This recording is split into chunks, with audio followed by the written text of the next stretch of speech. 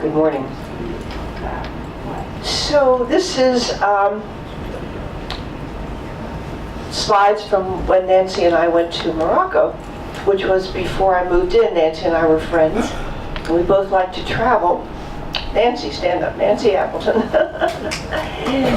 And so we thought about this interesting cruise that we finally took from Barcelona around through places in Morocco and Malaga and all that. So when we arrived back at Barcelona, we looked at the map before we left, of course, and said, okay, now where do we go from here? Because here we are in this interesting part of the world. And actually, right across from Spain is Algeria. And so we both said, let's go there. And I can tell you there are not many people with whom I've traveled and who I know who would say that. So I've always been very grateful to Nancy for, it took a little courage to say, let's go to Morocco, and let's go to Algeria, I mean. And we both agreed, and we went, no guide. We had our, this is very useful, Lonely Planet guidebook, which led us to all kinds of interesting places. And at that time, and I think still, the State Department sort of frowns on you're going to Algeria. And maybe there's something to it, I don't know. I happen to love North African countries, although I haven't been to Libya, but Morocco, Tunisia, and Algeria, very interesting countries. So I was delighted that we went. What I'm wearing, I don't know what I'm wearing. It looks like it should be from somewhere. It's from somewhere. I don't know. The earrings I know are from Morocco. But it lends a little atmosphere, right? Is Algeria between Morocco and Tunisia? Okay, we will now have a little geography lesson. Thank you, Molly.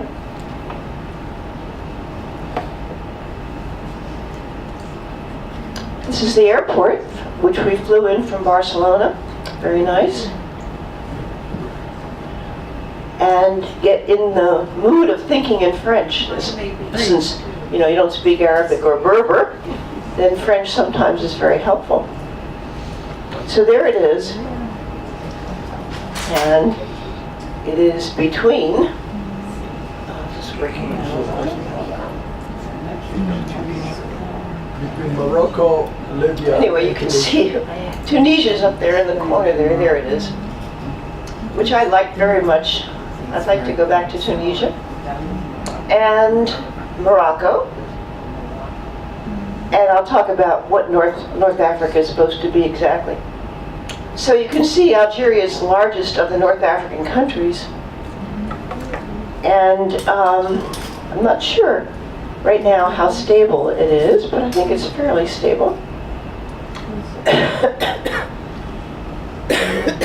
Sorry.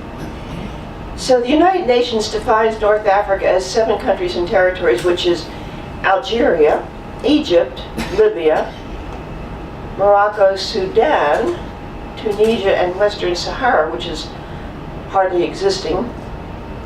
But the Maghreb, which we hear a lot about, is Algeria, Morocco, Tunisia, and Libya. Maghreb means sunset in Arabic. And the distinction between sub-Saharan Africa and North Africa is the desert, which takes up a lot of that room between these countries and the rest of Africa. The largest ethnic, little music, good, we need some music here. The largest ethnic groups in North Africa are Berbers. And I wish I could tell you what a Berber looks like, but you'll soon see a lot of different looking people, all of whom are Berbers, Arabs, and West Africans. So it's a predominantly Muslim area of the world. There was a large Jewish minority in Morocco and Tunisia, and in Egypt for that matter, and a significant Christian minority, the Copts in Egypt, Algeria, Morocco, and Tunisia. At this juncture, 2016, I'm not sure how many of these minorities are left.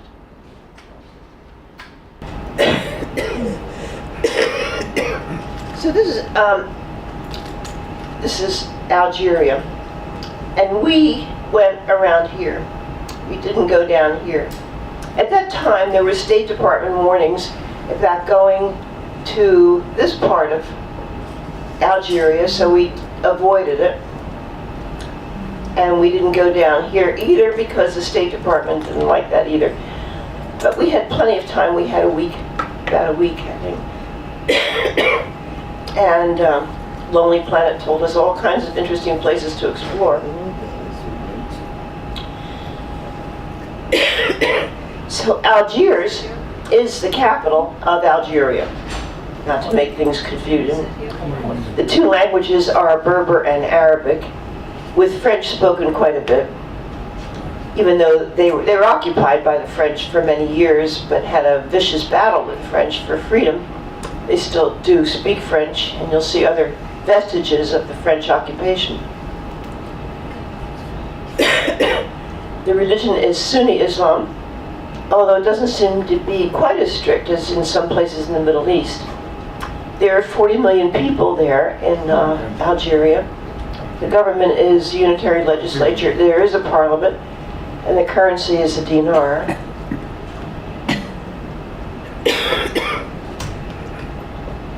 This is a view from one of the hills of Algiers. It's really beautiful. You can look out at the Mediterranean there. And as Lonely Planet said, Algiers is one of the Maghreb's most urbane and charismatic cities, with a heady, nostalgic mix of colonial and modernist architecture, and a traditional Medina. All that's true. So these are just some of the street scenes. A lot of this just, I wanted you to see it from our eyes, what it looks like when you're walking along. Beautiful mosque. This is a downtown building. So what do you wear? So obviously you can wear jeans, or you can dress yourself in complete black. I was very glad to see that very few women were dressed in complete black, but there were plenty of women who were covered, and you'll see that. And there seems to be a particular Algerian cover that a lot of the women wore. We went to a children's program downtown, and not much to do with Algeria, except it was very whimsical and charming.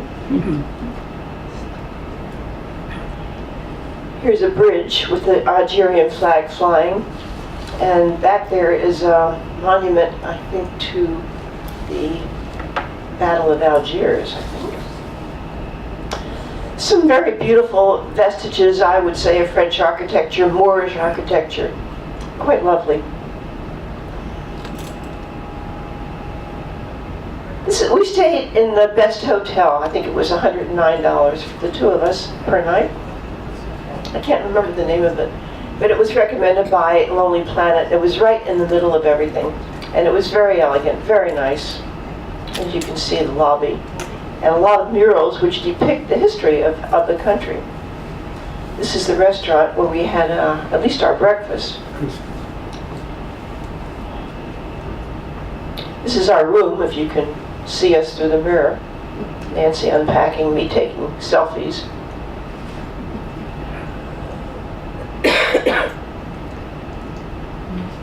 I'm not sure what era that comes from, or what era he comes from.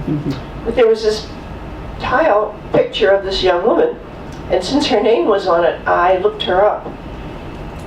And she's a bit of a martyr. She joined the Scout movement in Algeria, and she became aware of the conditions under which the Algerian people were living under the French colonial government.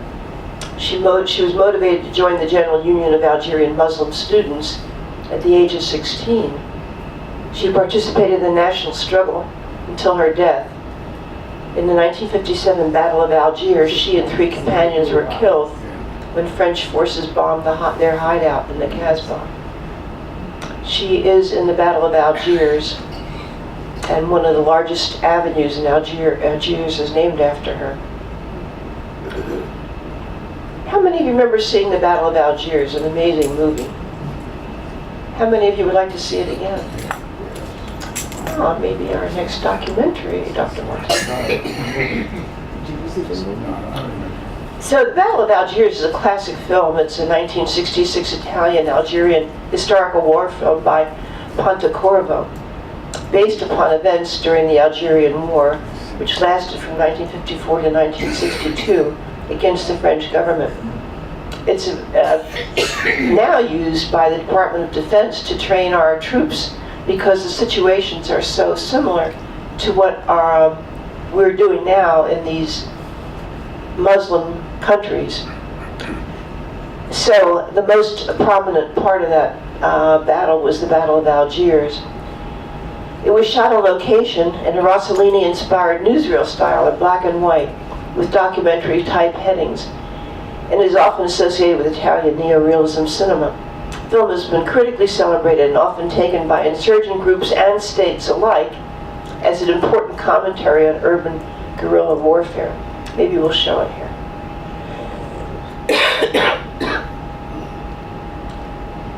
So there's more downtown. Algiers, that could be our hotel. It was close to the port. I think the building on the left is our hotel.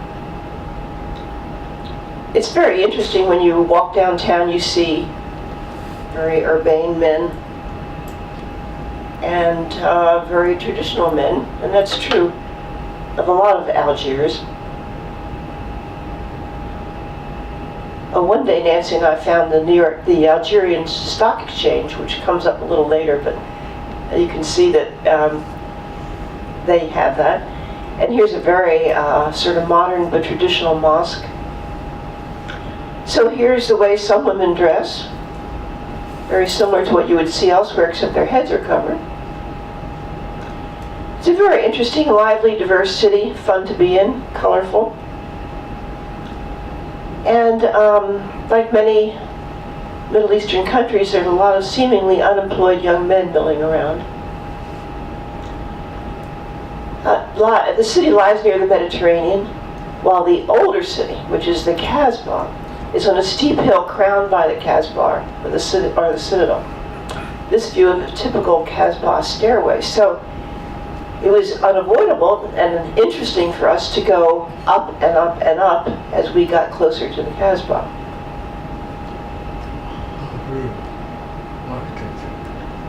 And you can see the almost ancient architecture here. These are figs, aren't they? I think so. Dates, okay. And here's a little marketplace in the middle of the Casbah. We stumbled on this place. I can't remember if we stumbled on one place or two places, but they were elegant places. They had these costumes under glass. These are old costumes, beautiful though.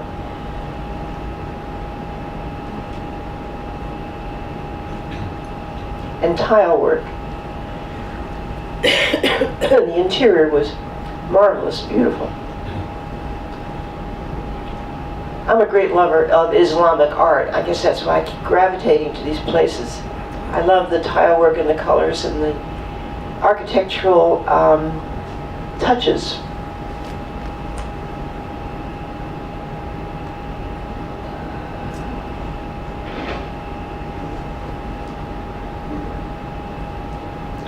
Here outside is a mosque.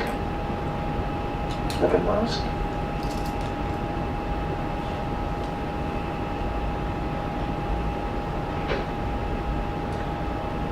It's a little contemporary, could be, telling people to vote. It is, the president is democratically elected. We'll talk later about that. And parliament is elected. So up here in the Casbah, life is much more traditional. Population is much denser, and it's very colorful and interesting because all the shopping is sort of outside.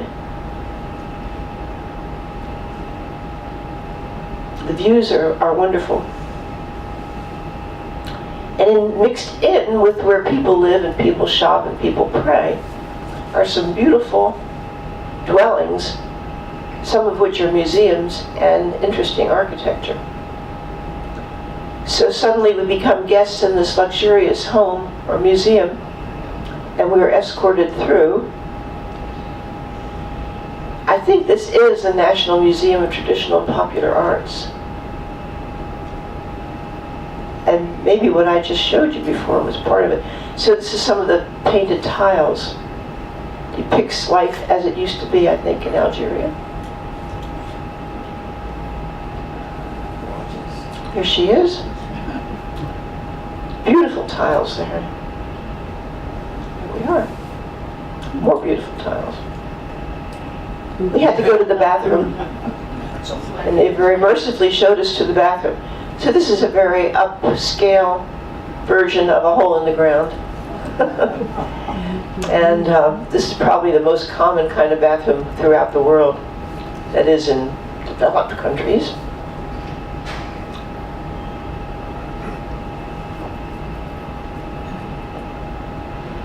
To me, this is all extremely beautiful.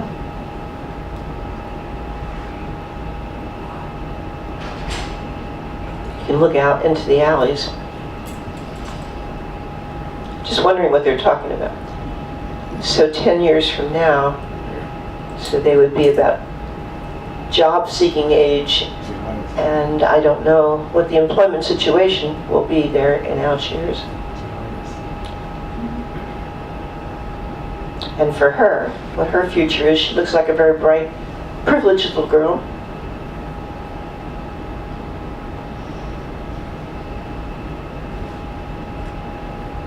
When they do hang things out the window, the things are very beautiful.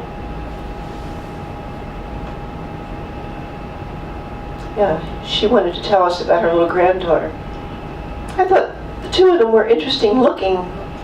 I was always looking for the typical Berber, and finally concluded there was no typical Berber. Because I had thought that people from North Africa were sort of swarthy and dark-haired and dark-eyed. Until one time in Morocco, my husband and I were driving around and we picked up a hitchhiker, and she was all veiled, but we finally could see that she had very fair skin, red hair, and blue eyes. And she identified herself as a Berber. The conclusion of which, in all my research, is there is no physiognomic characteristics that are Berbers. So you can see there's a lot of variation among all these people that we saw in the streets.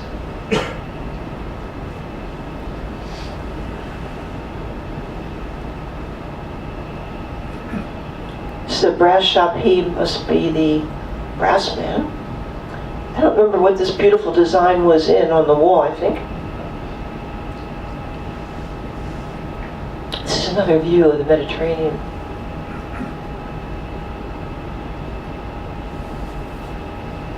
This looks like a bottleneck here. I can't remember what's going on.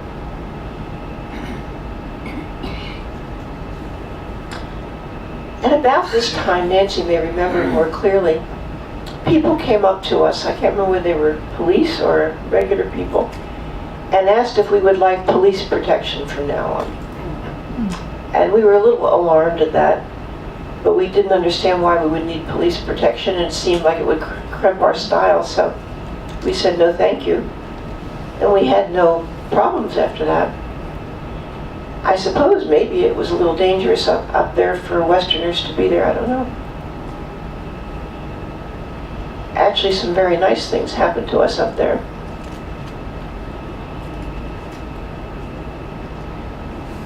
Here's Nancy pondering the world. This is a cheerful bootmaker. Not bookmaker, I'm sorry, bootmaker. Not so cheerful bootmakers. So we kept going up and up and up. Not sure who these people were, but they enjoyed seeing us. So there's a kid doing a typical thing, bringing the baguettes. So don't forget that all of North Africa was French occupied at one time. And as many parts of the world were too. You see the same scene in Saigon, bringing the baguettes. So if anything remained from the French occupation, it definitely was the baguettes. Which I've never seen any charm in the baguettes myself.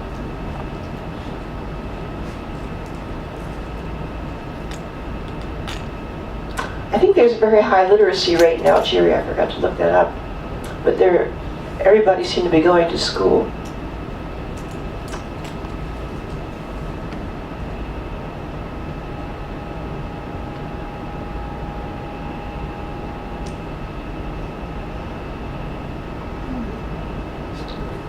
Just a marvelous scene.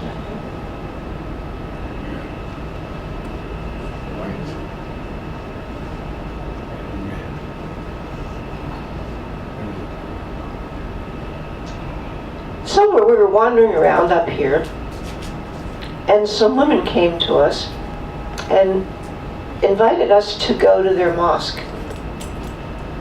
And somehow we got all this through their Arabic and their Berber, whatever they were talking to us, in what language. And I think we were sort of pulled along into this mosque.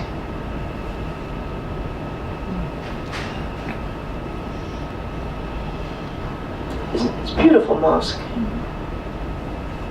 And he was sorting out the men from the women, so we didn't go into the men's part by mistake. She was just a passerby. Cute.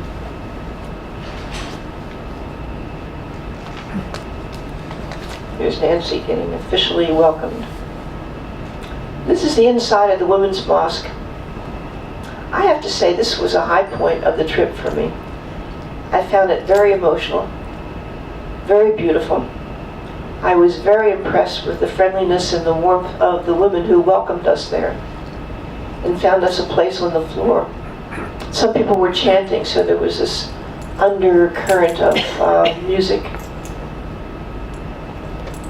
And it was a beautiful scene, these chandeliers and everything, just beautiful. People were very welcoming.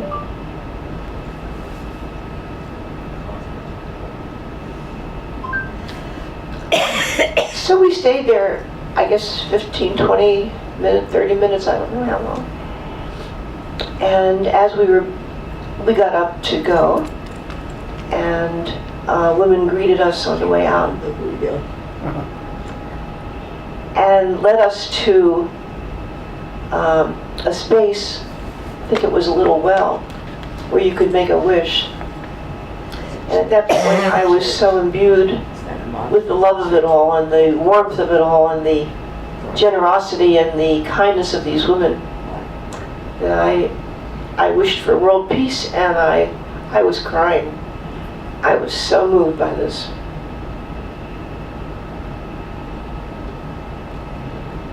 A lot of feral cats around here. This may have been the well, I'm not sure.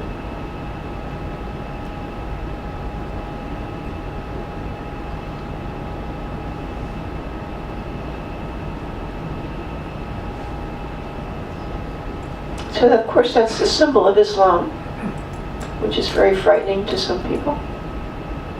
I mean, justifiably, I guess.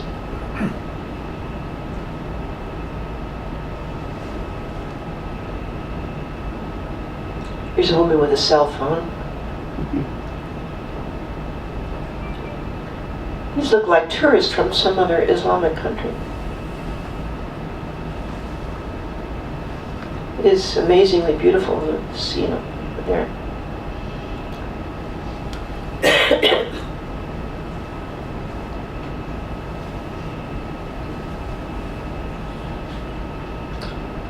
Here's a kid probably thinking about his future.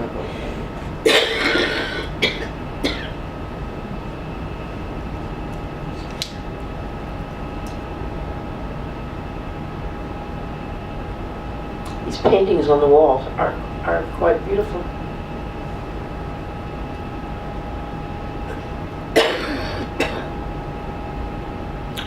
So here is some Berber hand painting. The Berber identity is usually wider than language and ethnicity, and encompasses the entire history and geography of North Africa. Berbers are not an entirely homogeneous ethnicity, and they encompass a range of phenotypes. So you really can't tell what a Berber looks like. I think this is Berber jewelry. I didn't get it in Algeria. And that is a Berber carpet on the left.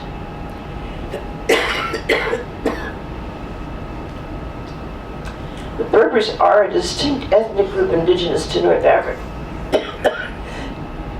Or it's a cough drop. And they're distributed in a fairly wide area. in Egypt and the North African countries.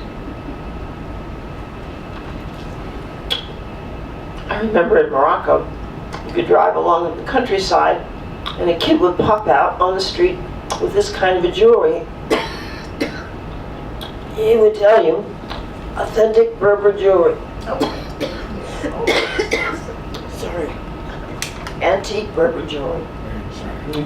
When you think that he probably stuck it under the bush and let the rain on it, and then it became antique Berber jewelry.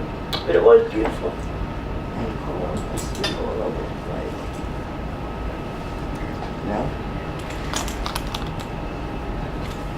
We're still up in the Casbah. Found a corner grocery.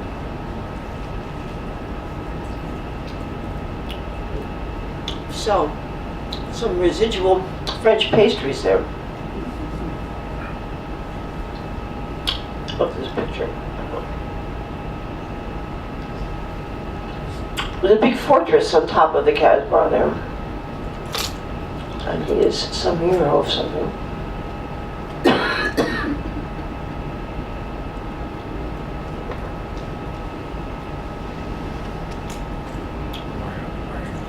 Can't remember what that big hotel obviously out there.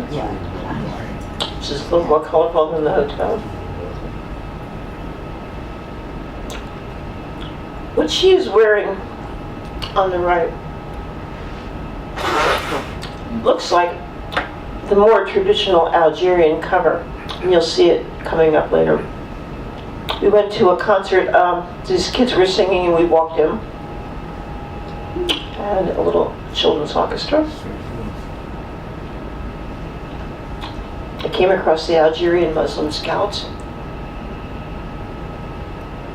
And if you remember, that young woman that was killed in the Algerian War was a Muslim Scout.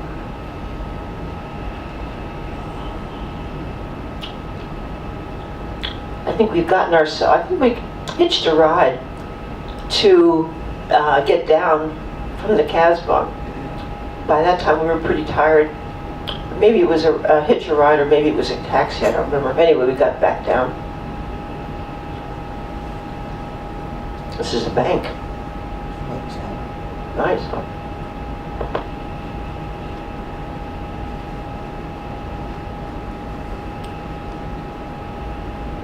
It's a little concert hall, I think near our hotel. I turned off.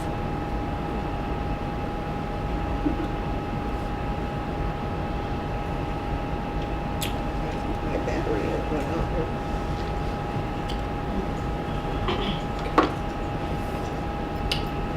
Sorry to be so slow today. I'll figure all this out.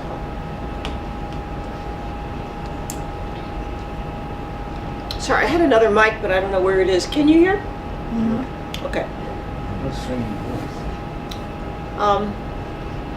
Several days later, I think we would return to this concert hall to hear a most amazing concert that we'll talk about later. I think you need... One of our destinations was Oran, a pretty big Algerian city, the second largest Algerian city. I'm not sure that's what this is, because we had another destination, and that was to find a special seafood restaurant, not in Oran. So this is the train we were on, very nice. Out the window. I like this picture. So she's wearing what I think is a traditional Algerian face cover, which is not seen very often. She doesn't have her face covered.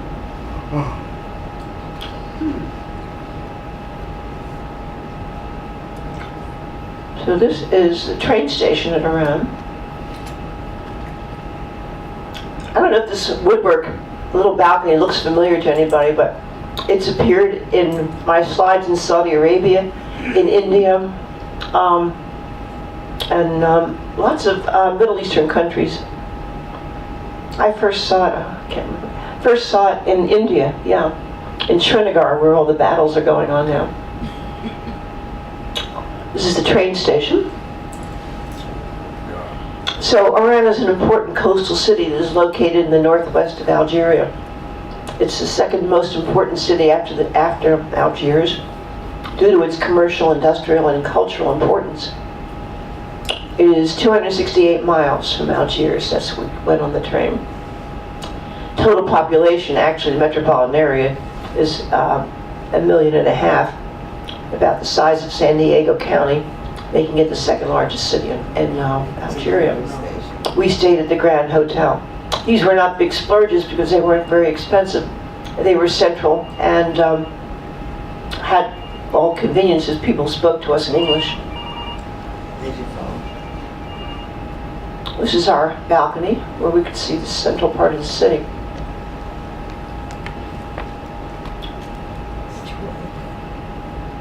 So today Oran is a major port and a commercial center, has 3 universities. The old quarter of Oran has a Casbah and an 18th century mosque. You know, the difference between a Casbah and a Medina, I used to know these things. I think the Casbah is where people live and the Medina is the marketplace. Oran has become a major trading center for the wider area. The oil and gas port, as well as the biggest oil and gas company in the country. Sonagas has built a new Congress Center in Oran, and in 2010 the 16th International Conference and Exhibition on Liquefied Natural Gas was held in Oran. So it's an upcoming city. This is the Great Synagogue of Oran, which was confiscated and turned into a mosque after Jewish Algerians left in 1962. I think the tenor of the peaceful relationship that had gone on between the Jews and the Islamists was gone somehow. That relationship became tainted and the Jews moved out of most of North Africa. That's a municipal building across from our hotel. So the plague took place in Oran. How many of you remember reading the plague? Albert Camus' The Plague. No? Surely you must remember that. It's a masterpiece of literature. It talks about the effect of the Black Plague. And then in the movie Casablanca, the route for refugees fleeing to the Americas was Paris to Marseille and across the Mediterranean to Oran, then by train or foot to Casablanca, and then if they acquired an exit visa, they went on to Lisbon from there. So you remember Casablanca? Don't tell me you don't remember that. A few years ago, I don't know if I saw this with you, Nancy, or not, but there was a very funny film showing downtown called The Rabbi's Cat. It's a graphic novel. It's very funny. It's very beautiful. And these are 2 pictures from it. It all takes place in Iran. One thing we found out was that a form of folk music called rai, which in Arabic means opinion, comes from Oran. It's the only place, and not the only place, but it's where it all started, rai music. It's a combination of jazz and rock and roll and Algerian folk tunes. It's I have a record of it somewhere because I said to Nancy, let's go hear a concert, which meant going about 20 miles out of town to this apparent nightclub where they played rai music. She declined, so we didn't go. I'm not sure we would have enjoyed it either, but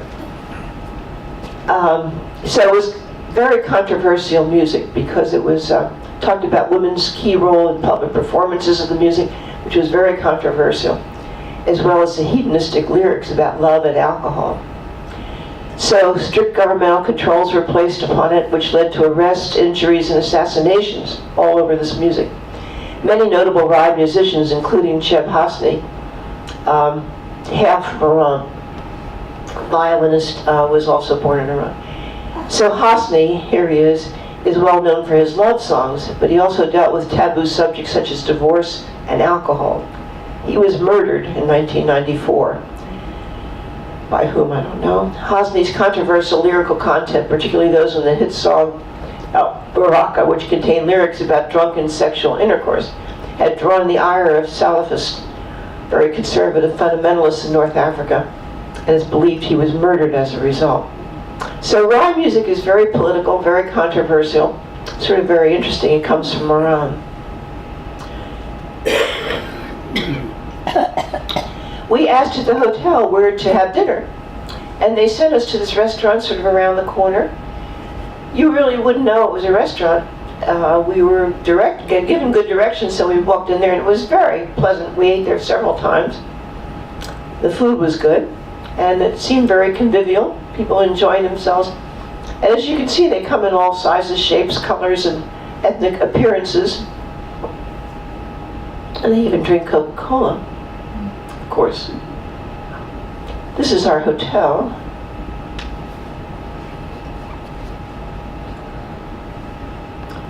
And again, a tremendous variety of the way women dress. That traditional white outfit that I mentioned was traditional is not commonly seen, nor are these girls impressed with dressing like that. She doesn't even have her head covered. Oh, I'm not sure who this is. She doesn't have her head covered either. You know, in Islamic art, you're not supposed to have representations of the human body. But that didn't seem to be true around here. Certainly not in this statue. So we wandered around, found some very interesting buildings. So this is the president, Bouteflika. And according to what I read on the internet, his tenure is in doubt. It's even a question of whether he's actually running the country now or not. He's 78 years old, and he has had even before his last election, he had 2 strokes and was in a wheelchair, but he was elected by 81% of the vote. I'm not sure how valid that is. Presumably that in 2018, there's 5-year terms, there would be another vote. He's been president since 1999. But there is talk of a coup. So he has a group of advisors that sort of run the country, and a lot of people don't like that idea. And so there's talk about overthrowing him and his government, which would decrease the stability of Algeria, which has not necessarily been caught up in this revolution that went around Egypt and Libya and other places. It's been a pretty stable country.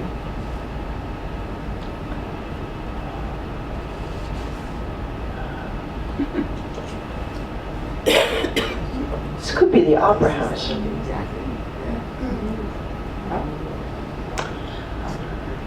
She might have gotten hers from the Sears catalog. I'm not sure where she got this.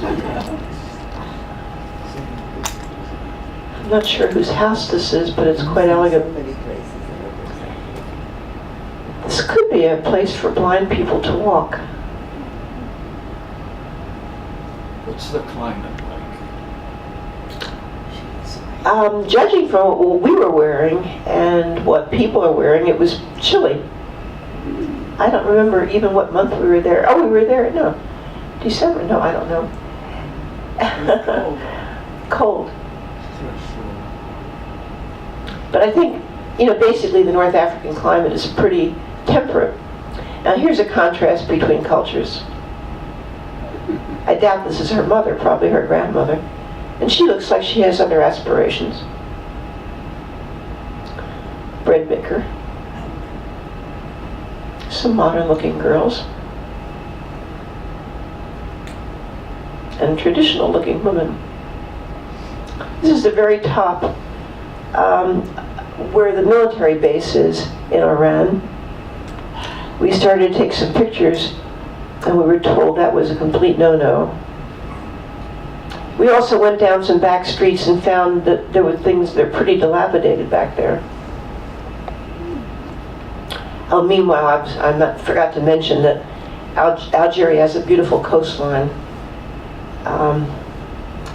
Just mention that.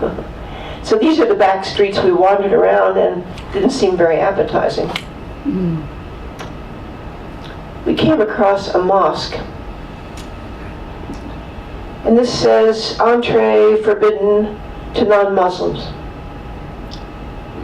And it says, no entrance for no Muslims. But of course, I pretended not to read English or French, and so we went in.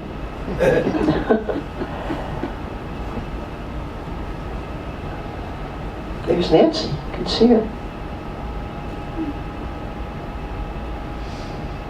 So there it is. It's a typical sort of neighborhood mosque, not very fancy. Prayer rugs along the place. This is the men's spot. And then the elevated part is where the imam gives his sermon, and it faces Mecca. This is a typical prayer for men to touch their foreheads to the ground. In some countries it's a mark of holiness if a man's forehead is all bruised. You do bathe yourself before you come into the mosque if you're a man. Beautiful chandeliers. So there's the mosque. And Mosque du Pasha. You know, in some countries, all mosques are closed to non-Muslims. In some countries, they're open to everybody. Turkey, they're open to everybody. And of course, all of them are divided between men and women, so you don't just walk in to the men's place, which we just did. And I have done. And I have been greeted in some countries by the imam, who's been very friendly. So it's looks more strict than it is, actually. Here's a woman with a cell phone. This is the big fort on top of the hill in Iran. Little boys are always up to mischief. Same thing when they become big boys. Except if they don't have jobs, it's a serious problem.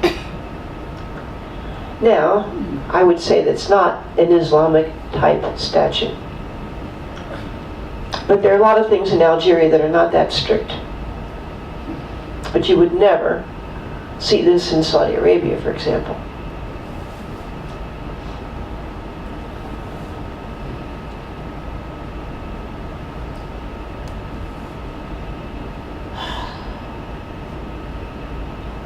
See girls going to school all over the place. There's a Chinese fast food restaurant in the background.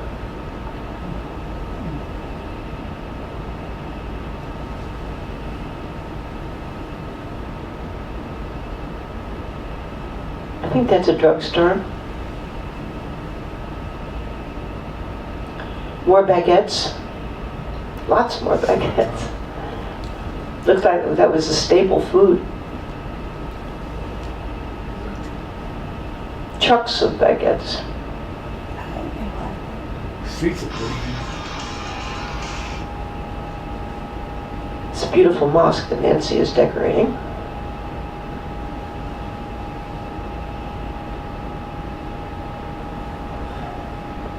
Hi. Straight teeth. Kids all look very healthy, very alert. And they all seem to be going to school at all times.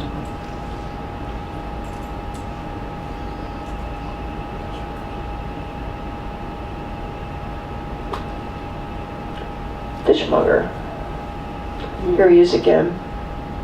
So I would, keep my eye on Algeria to see what kind of political unrest develops there, because it has been pretty stable, unlike its neighbor Libya. Tunisia has been stable too. In fact, Tunisia started the whole, what was it called? Egyptian Spring? Right. Huh? Arab Spring.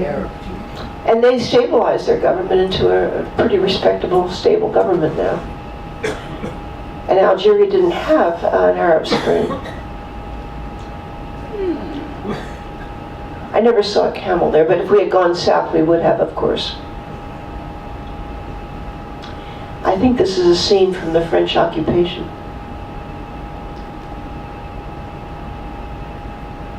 Another mosque. So, of course, you know this, that women wear very fancy things at home, even though they're all covered up very modestly outside.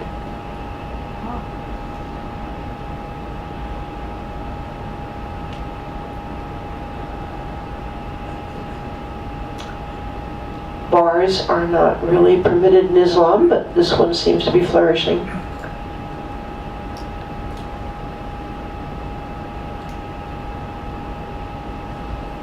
More dresses. A nice little appetizer of honeyed figs, dates, figs.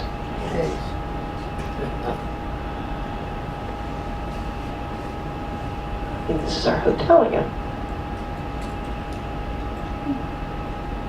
So back on the train. It's a very green country, at least the part we saw. Of course, the south part is mostly desert. I think they grow enough food to sustain themselves. You can see just from the, it seems to me, from the clothing of the women, that there are tremendous generation gaps and differences between what kind of ideas the younger people have and the older people.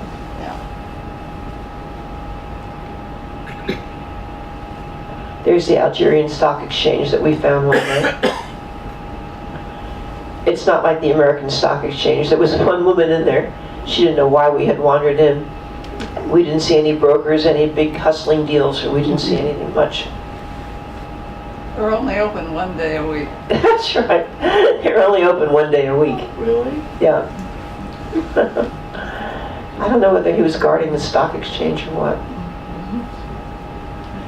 Another un-Islamic statue.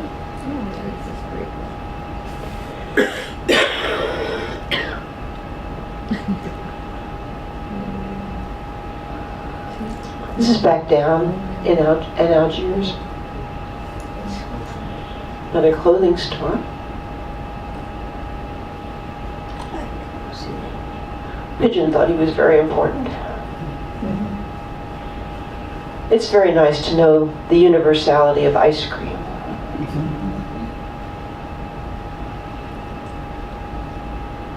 Watch this sequence.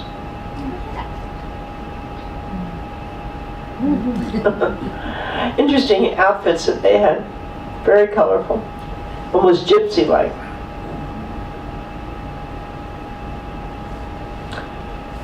I had the feeling that younger women didn't let themselves go quite like that.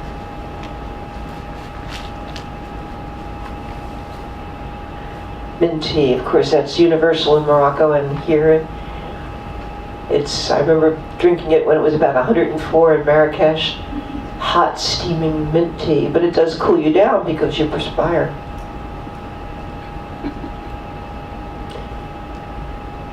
I think this is the elevator in our hotel. Our little patio in our hotel. This is an herbal store. Somehow he doesn't look very wise, I don't know. This is, I think, a store in our hotel.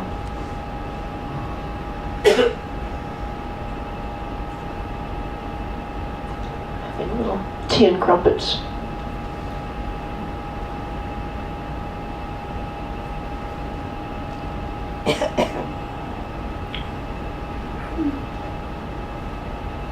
I assume they were protecting their faces out of modesty because the pollution, I don't think that was because of pollution. Our breakfast room.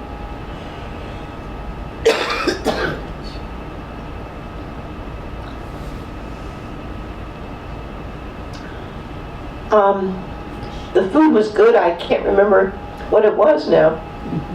North African food, which I always like, and I can't remember just what it was that we ate. Lonely Planet recommended we go to these two towns. So we took a bus to Churchill in Tipaza, about 55 miles away. A lot of this kind of building going on for residential housing.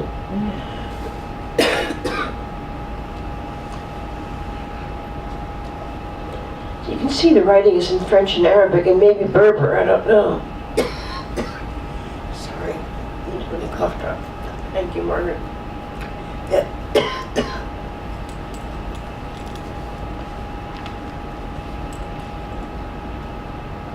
It was fun wandering around there.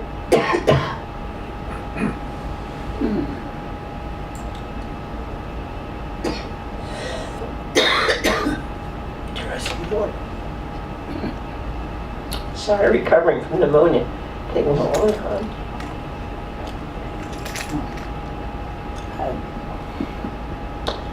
So, Lonely Planet had recommended this fish dinner. And we were wandering the streets looking for the restaurant. So unless you read Arabic, it makes it a little complicated. But that was the one. We found it. And there's our dinner. Pretty fresh and pretty delicious.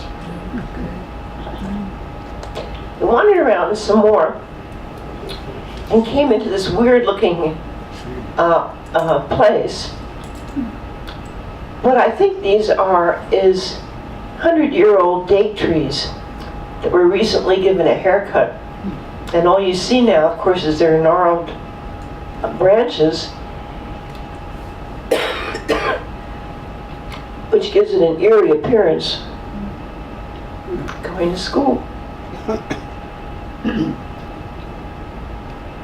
But in this complex is this museum that's very well spoken of by Lonely Planet. So we went into it, and it is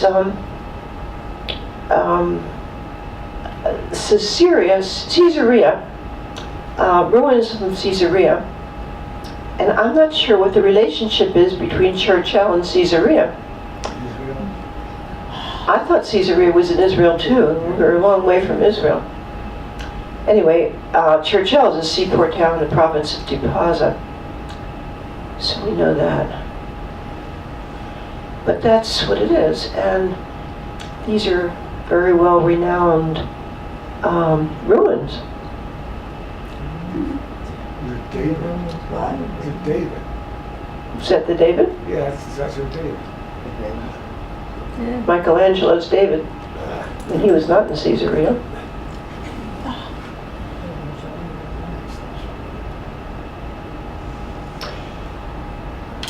One thing I remember from Tunisia is the tile museum.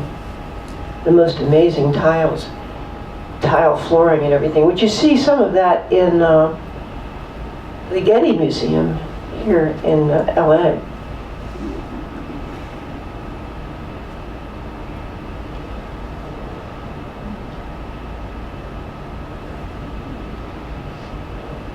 We wandered around here, I think, trying to figure out how to get back. Talked to her, she was the head librarian. Here's some beautiful tiles. Not sure where we found them. Guess who? The one in the white headdress is not Nancy.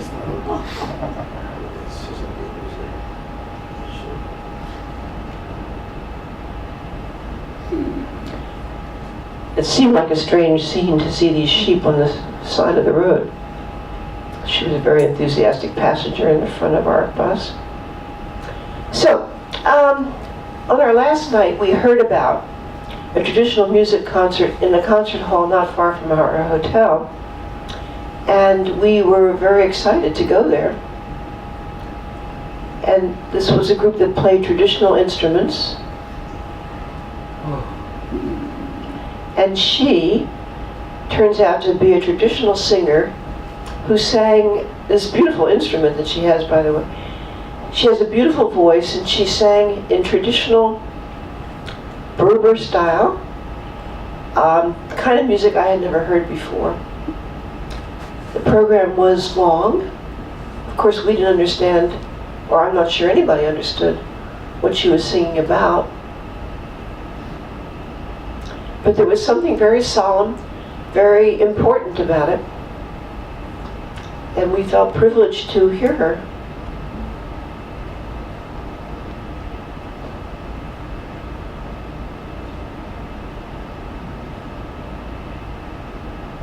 That's a traditional instrument. So afterwards, Nancy had to go back to the hotel for something, but I hung around, and that's the singer. When they found out there were 2 Americans in the audience, they were so excited and so impressed that we were there. So they introduced us all around.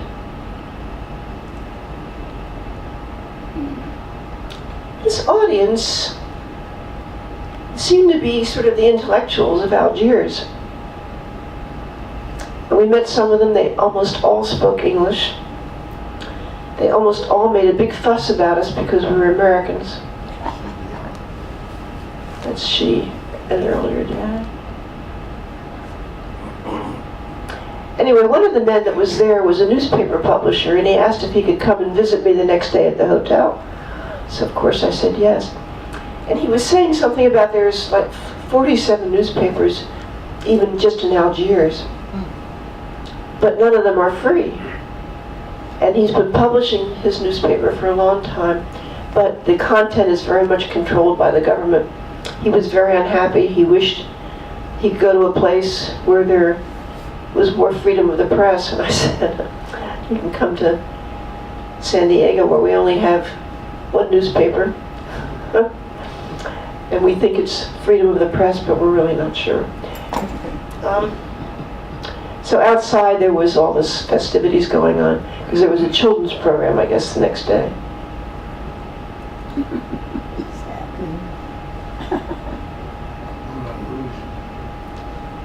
So these are scenes from around Algiers. I think we saw her before. Yeah, we did. Still reading her book. I'd love to know what happened to her.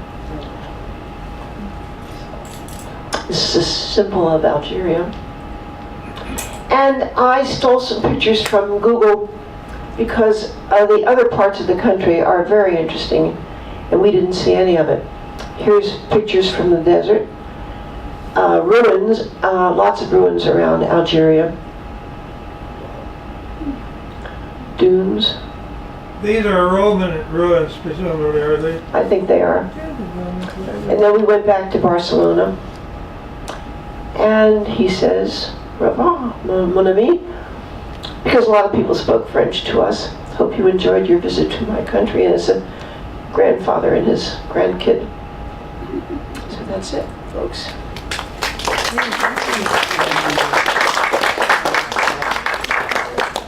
Does that make anybody want to go to Algeria? Not very persuasive, am I?